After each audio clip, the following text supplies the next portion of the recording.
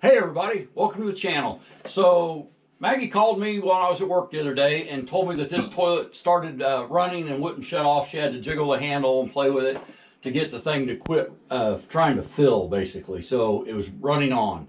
And of course I asked her if she had her track shoes on so she could catch it. She didn't like that either. Anyway, so we're going to do a quick repair today. I stopped on my way home and bought this Fluid Master Performax toilet fill valve.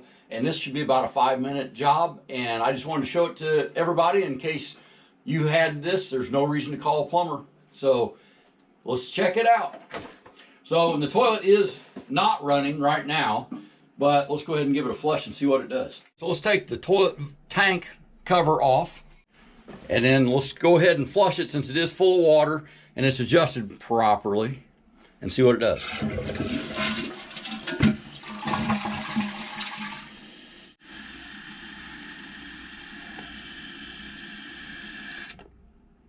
Okay, and actually it worked just fine that time. So what I thought was that this was probably a cheapy fill valve, and Fluid Masters aren't real expensive, but they are very good high quality. So this toilet is only maybe a year old, and it's an American standard, and when I put it in here, all of the plumbing was already in here and hooked up. So it was just a matter of mounting the tank to the stool and mounting that to the floor and hooking the water up. What I see right off the bat though, and I didn't look at this when I first installed this, is these are supposed to have this water line is supposed to be pointed directly at your flush valve. And this is pointed back to the back. The reason that matters, you can see that hole in the center of the float cup is not totally, it's bigger on this side than it is in the back, and it increases the farther it goes around. So with this fill valve not totally aligned right, I believe this float cup is rubbing on the back of the tank. Now, it, like I said, didn't give us problems till just now, and it's been in here for about a year. But also, there's a lot of, this is well water, and there is a lot of like scale and buildup, plus just water sitting, going to get that scale. And, I've never cleaned the inside of the tank, but I'll bet this tank now is a little rougher of a surface than it was when this was first installed. So what I'm going to do is, instead of putting my new fill valve in, because it's basically the exact same fill valve that this is, I'm just going to loosen this up and rotate it so that this pipe, this tube here, the fill tube, actually is oriented the way it's supposed to be, which is straight in line with the valve here. So the other thing is, these will be the exact same steps if we were going to change it. So let's get to it. Step one will be to shut off the supply valve. And this isn't a quarter turn valve, so it took like 4 turns, so it's off. And now we'll flush it to empty the tank.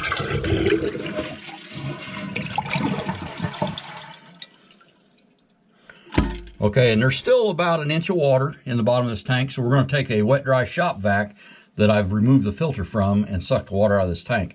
There's no reason to empty the bowl for this repair. Get our shop vac fired up.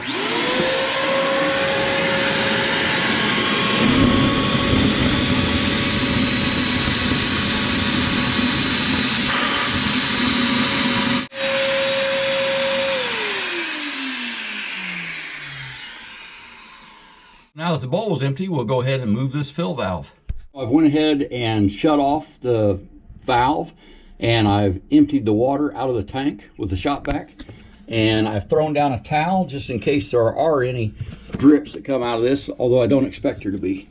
And this didn't even require a tool. They've got these large tabs on this nut, which allows me to just use my fingers to loosen it. I don't know, is it loosen or unloosen? Seems like unloosen might be tightening. Oh well. Okay, and there's a little water, but it didn't really come out, and I've got the towel down, so we should be good.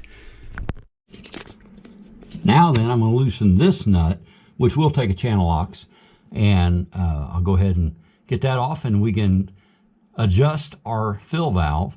if we were going to go ahead and replace it, we could just pull it out and also replace it. In fact, I think I'll pull it out just to show everybody. Okay, these nuts are not super tight. They don't have to be super tight. And it just took a little bit of cracking it. Now, actually, I can do this with my fingers, I believe. There we go.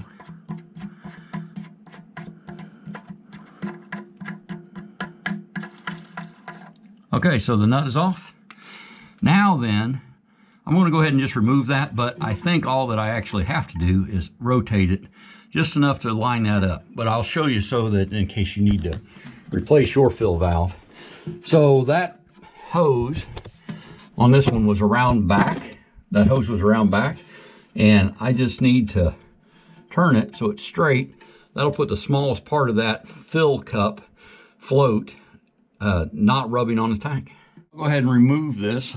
Here's the fill hose with the clip. And here's our fill valve. Here's another issue I'm seeing. This fill cup float is split, looks like right there. That easily could be also part of the problem, is this fill cup float was kind of coming apart. That might have let water into that. And I've never seen one of these come apart before.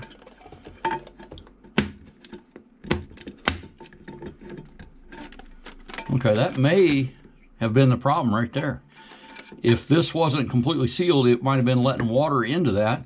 And anybody that sank a boat will tell you that they only work if you keep the water out of them. So this had a couple issues. And the funny thing to me about this is, again, you know, this toilet was purchased with all of this stuff already assembled from, you know, the factory, shop, wherever they put it together at. I know that we bought it at Home Depot, and it's got quality components, but they weren't real high quality control on making sure they were right, I think. Although they did work for a year or so.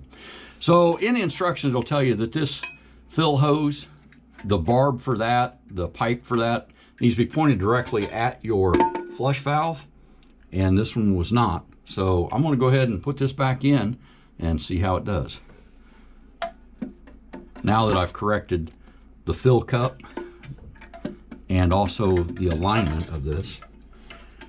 So if you can see that, the thinnest point of this fill cup is, I don't know, it's like 90 degrees from the fill hose. And that's why, like I said, we don't want the fill cup rubbing on the tank, which is, I believe, what was going on.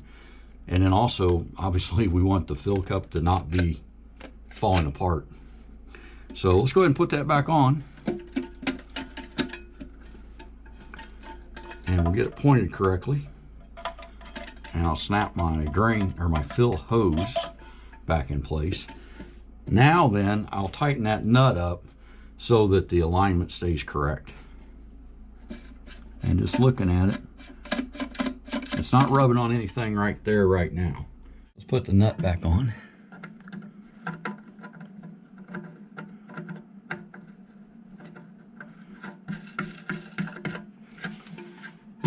And I'm checking the alignment of that hose to make sure it's right as I snug this down. And I'm checking, and it doesn't look like the float is rubbing on the tank. So now I'll give this a final little torque with the wrench.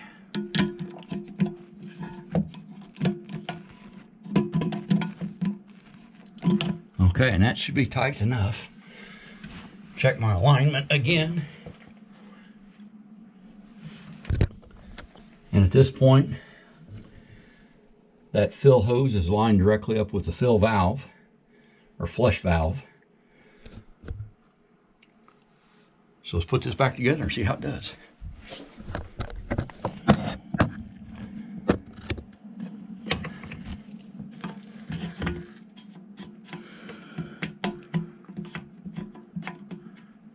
Okay, I'm gonna give it just a little snug down with the channel locks. There we go. So let's turn it on. if anybody's worried about that outlet, it is GFI protected.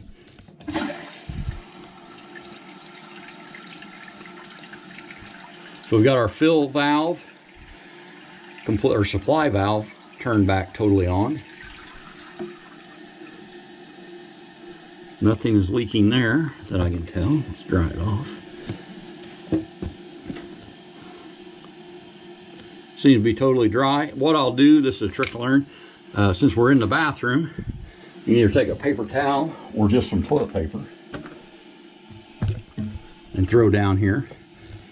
And since that's super absorbent, if anything's leaking, it'll be pretty easy to tell. So it's filling back up.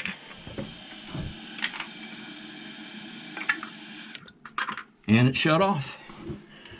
So let's give it a flush.